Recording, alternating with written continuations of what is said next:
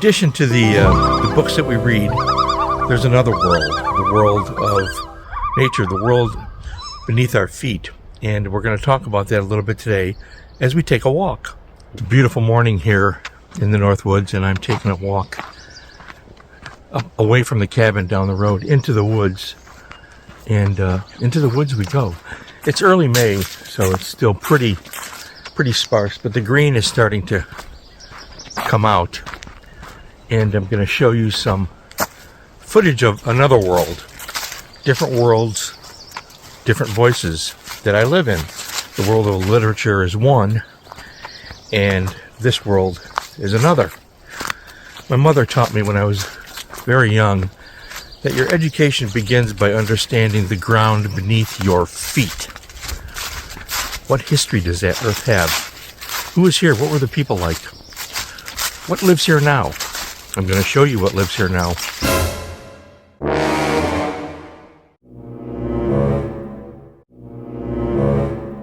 So we're waiting for the bears, and the Abenaki people, that's a tongue twister for me. Abenaki, the Ojibwe people, have a word for bear, and that word is makwa. Makwa the bear. The bear is my spirit animal. As those of you know that have watched this channel for some time, I've had a relationship with bears since the 1960s. I have more footage and stills than I can tell you. I'm just looking around here. We have a bobcat that's been coming around, and so I'm cognizant of what's happening around me, as we all should be. Let's take a look this way so you can see where I'm at. And I've come down to the hill, and my property goes that way quite a ways. I'm just shy of 5 acres. I have a deer lick set up. I'm going to show you some footage of that. This boulder here is a beautiful piece of granite. Take a look at this right there. And down in here, this is the bear trail. The bear come down here out of the forest, the main forest. I mean, everything is a forest up here. And the bobcat, the deer, the coyotes, the wolves, the raccoons, you name it, the possums, the skunks. The wild kingdom is right here in the Northwoods.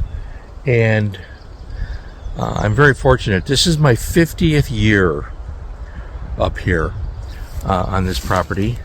I walked on this property with my parents in 1976 for the first time, and they bought it, or 75 actually, 1975, and then they bought it in 76, and we've been here ever since. And my daughter and her children, my grandchildren, will carry on when I'm gone. Hopefully I'll be around for a few years, and if not, here it is. So we thrive on the pine-scented wind. We thrive on the freshness of the air. Breathe the air around you. Get in touch with what nature has to offer. You don't need to be an environmentalist. That's a trendy thing, but you need to be aware of conservation efforts, and you need to be aware of what's happening with the landscape that you inhabit, because we are all part and parcel of the landscape that we inhabit. People don't like to talk about that too much, and that can be a religious thing for you if you wish, a spiritual thing. For me, it's a spiritual thing. The Abenaki people have the 7 teachings of the 7 grandfathers, which I'll talk about later. So let's take a look at some of my neighbors from the forest. The forest in the morning is cold and foggy, and we wait for the sun. The bird songs begin early, and the deer chews on the leaves as the light slowly expands. Our search for harmony in life begins here. Later, as the noontime meal approaches, the sun warms the forest path. The spruce and pine trees toss shadows across the sea of wind-blown grass. For 50 years on these trails, I have known the wildlife are cognizant of my presence. I catch glimpses of them.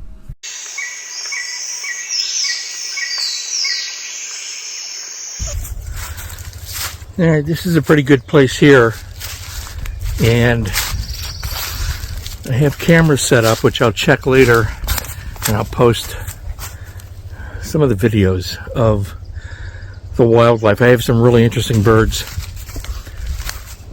that I have picked up, and I'm going to try and get through here. I'm going to try and get through the brush without falling on my ass and injuring myself. The woodcock is a small bird with a comical walk, which is rarely seen, but when you see it, you won't forget it because of the way it ambles through the forest, mainly eating worms from the forest path.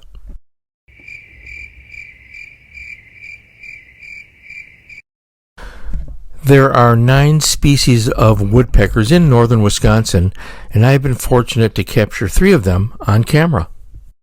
The northern flicker is a migratory woodpecker that I don't see very often, although this summer I've filmed it several times. And here it is, pecking at some wood as well as getting grubs from the forest path.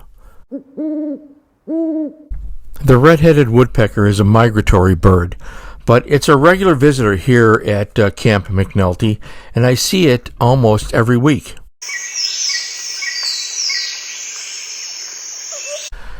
The downy woodpecker is the prettiest of the woodpeckers that I see on a regular basis, and it is a year-long residence here at Camp McNulty.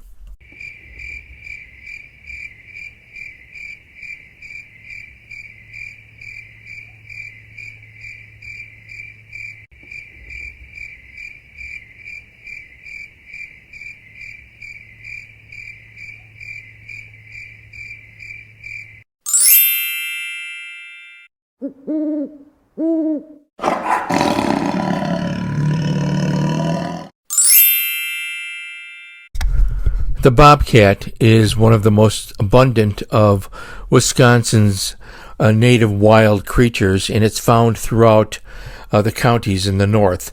It is an animal that you should never mess with. It is clearly one of the most agile and talented hunter in the northwoods, let us put it that way. It's elusive, sometimes shy, and it eats primarily small rabbits, squirrels, and rodents. It is one of the kings of the forest, along with the bear and a few others. I see the bobcat now and again, and I steer clear of the bobcat now and again.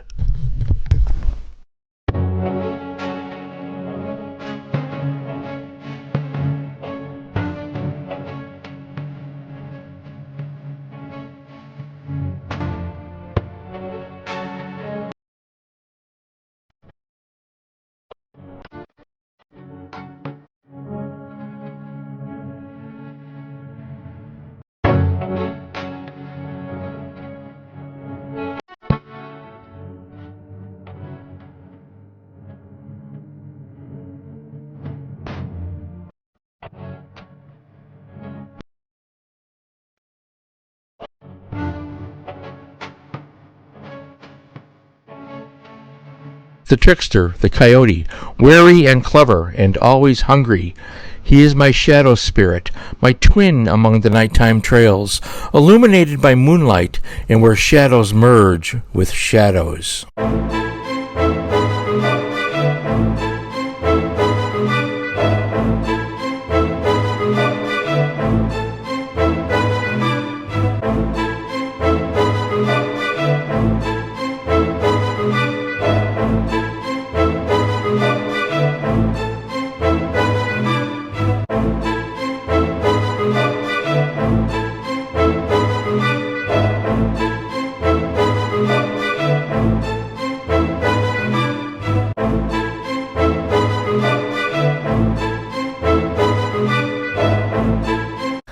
Then my neighbors, the raccoons, friendly when they want to be, but still cautious.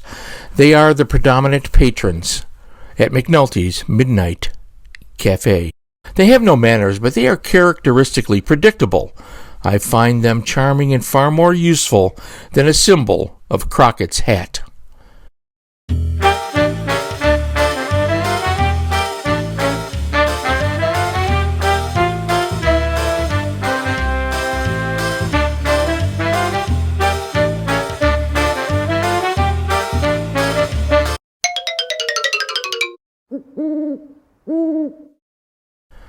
I placed a deer lick in a clearing surrounded by brambles and brush and twisted trees.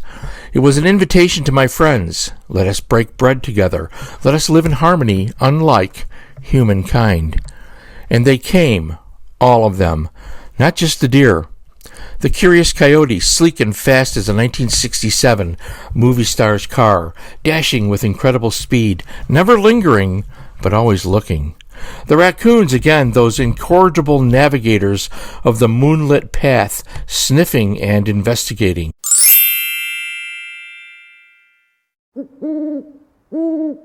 And the bear, Makwa, always the bear, my spirit animal.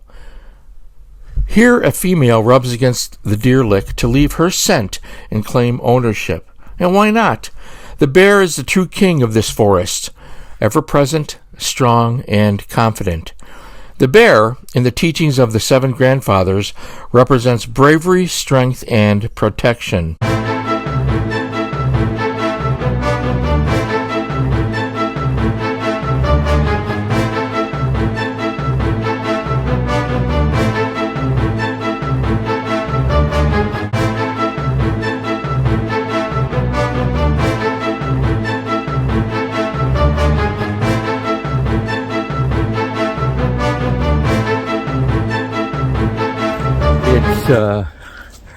It's late May now, and the animals are having a lot of fun. So I'm walking through the woods, and whenever I'm walking through the woods, I sometimes pause and I think to myself, am I being watched? You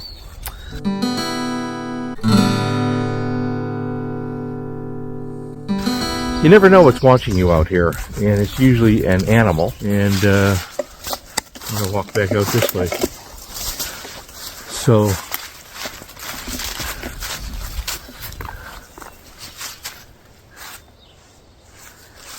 what watches us at night, what creeps around the cabin at night, is the wild kingdom, which is a lot of fun to deal with if you're careful. I have accumulated thousands and thousands of videos and stills over the course of my life of various critters, and just last night I acquired just a few more. There we have but a slight acknowledgement to one of the worlds I walk in. And we all walk in many different worlds throughout our lives.